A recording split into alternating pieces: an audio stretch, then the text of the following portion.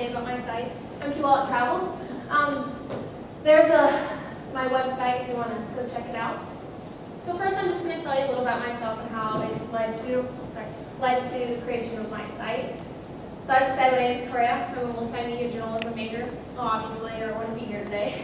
I also have minors in English and women in gender studies. I'm from New Virginia, Iowa, not far from here, and if you want to tweet about this, there's all that good stuff down at the bottom. So my sophomore year, I went to Thailand for a semester, and that had a really big impact on my life, and I knew I wanted travel to be incorporated somehow in my future, anyhow. And so the next kind of adventure I had was this summer, I went on a 6,000-mile road trip with my boyfriend across the western half of the U.S., and that was a good experience as well. And my most recent adventure was just this past Christmas break. I went to Tahiti for a month. And so all of this together, along with countless road trips with my family, has really sparked the travel bug in myself. And I think it's bitten a lot of other people too, so it's an interesting topic. While I was in Thailand, I created a blog 8,000 miles away from home, and it was just a way to document and journal my experiences so I didn't have to write 5,000 people the same thing over and over again. And I really found through this that I love talking about traveling, and I love writing about it and sharing my experiences. And so when the time came, my junior year in Journalism 2.0, to create a blog, I automatically went to travel and created International Roaming. And it's just a site where I share the stories of people who travel as well as my own. And it came in useful this past Christmas break when I was in Tahiti, and I shared all my experiences from how I found out I was claustrophobic in the ocean to going topless on the beaches there. And so this has all led me to my site, Empty Wallet Travels. Going into this semester, I had no idea what I was going to do, and I was kind of overwhelmed by it. I knew I really wanted travel in there somehow, but I didn't know how I was going to do it. After talking to Brian, I left his office with kind of a rough but clear outline of what I wanted to do with my site. So now I'm going to talk about my site, Empty Wallet Travels. It's for people like me who love to travel. They don't want to just go out, leave college, get married, settle down, start popping out kids, you know. They want to see the world a little bit before that. And so I kind of want to create this little community where people can come, share, and learn about all things travel. So as you've seen before, this is kind of like just the main shot of my website. There's more underneath, but I just left that out. The name was kind of fun to create. I think it always is. My first name that I came up with, Broke Ass Backpackers. And then I came up thinking, maybe that's not the best name for a journalism project. So then my next name I came up with was Empty Wallet Travels. And I wanted something to kind of encompass the essence of what my site is about in just the title. And so I think Empty Wallet Travels kind of shows that you can travel without a lot of money. And that kind of leads into my photo. I don't currently have a logo, but I did come up with this photo, and I wanted to kind of, if you would imagine like reaching into your pocket and like the bottom of your bag, scrounging around, you would find like pull out some crumpled bills and a few coins and be like, okay, I got a 10 there and 1 there. So you don't need a lot of money to travel. And then as you see, my top menu at home, obviously, where that's all my newest posts are at, and about, which is about the site, where I got my inspiration. And the next tabs are just kind of topic areas related to travel. And I wanted to do this so people didn't have to shuffle through my entire site. They could just go directly to the topic they wanted to learn more about. For example, transportation, if you click on that, it takes you to the site, has all the stories related to that, and at the top it has kind of a little blurb about what you'll find on that page. And I did that for all the pages with the topics. Most of my site is just stories I've written. I have countless ideas, like a whole list still of things I want to write about. And so I just pick a topic that sparked my interest that day, and I'm like, okay, I want to do this. And then I'll start researching and realize there's a lot of information out there, so I spent a lot of my time researching and compiling all the information.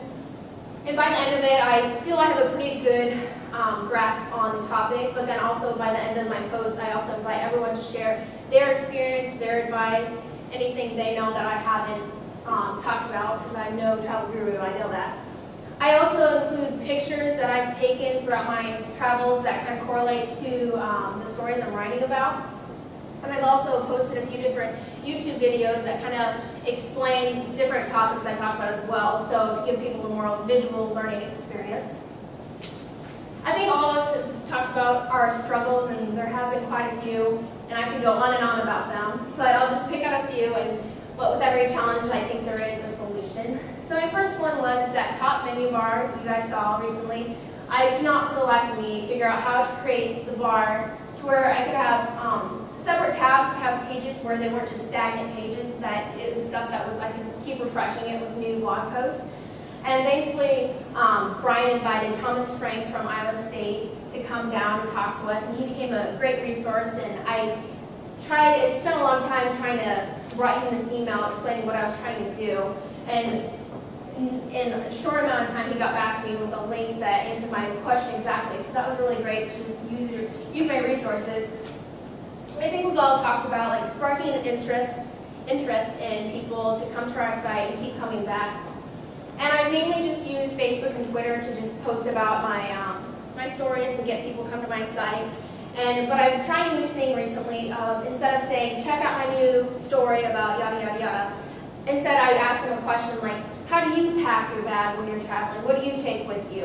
And things like that to get them involved and get them engaged into my site. And I think all of us have measured our success in a different way. For me, it's not so much about the views. I have a somewhat steady readership, but it's not something I'm going to call home to my mom and brag about. For me, my success is definitely this page right here. As I said, I wanted to create this global community of people talking about travel. I don't know people in Finland or Malaysia, so I know it's not just my friends and family that are looking at my site. People out there in countries far, far away that I've never been to have found my site somehow and are looking at it, and that's such a success for me. And another way of measuring my success is by comments people leave. They just talk about how they like it, how much they've learned. Get more comments, sharing their advice, their experiences, as well as just sharing their general opinions on the site, which I completely love. And not just comments. I've had people come up to me and say, oh, me and my friends are talking about menstrual cups that I wrote about in my feminine hygiene post, and so it's just really cool to see that they've been talking about it and that it's getting them involved. So I just want to finish by saying that travel is definitely something that's near and dear to my heart, and I know it is for many people. And so my goal with this site is to get people where they want to go and get them to do what they want to do without spending that much money. Thank you. Thank you. Thank you very much. Just a few questions for Victoria. Who should check it out? Kind of college-age students and just out of college, just like the young people, like right before, getting into real life and marriage and all that stuff. People, pretty much anyone that wants to travel, I'd say. And you can ask you the same question as anyone, because I know this is a and two, how do you plan to make this stand out from other sites? I've noticed a lot of different sites that kind of talk about travel, but they're mostly blogs about their experiences. And so I want not so much about blogging about my experiences, but kind of like helping give people information. Like, there's so much information out there, and like most sites you can find, like we'll have like one blog post about 10 different things you can do to save money, but I just want to have like all that information in one place. And I know it's going to take a long time, and I probably won't ever completely reach there, so there's always that goal to get to. How happy with promoting this or getting it besides the social media? Is that kind of your thing? Social media is definitely my main thing. It's kind of, I haven't quite decided how I want to promote it otherwise, because it's kind of hard to promote from Iowa for a travel site. So hopefully, like when I get out on the road and traveling, I can spread the word that way, and those will be the people that are interested. But as of now, it's just social media. And making money on this? I've looked into different things like advertising, but the thing I'm worried about with advertising is a lot of the travel sites you see when they have advertisers, they kind of cater it to their advertisers and they kind of promote them, and I don't really want to do that. I don't want to be that kind of site. I've also looked into affiliate marketing that Thomas Frank talked about. So I'm looking at my options. I'm not quite clear on what I want to do yet, but there's still hope for that. Going back to promoting it, and do you know how? Are you able to find out how those people from those different countries got to your site?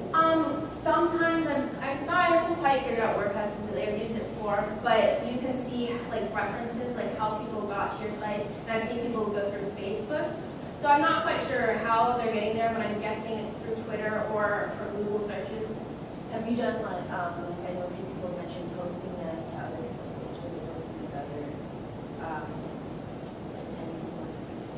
No, I haven't done that yet. That's a good idea.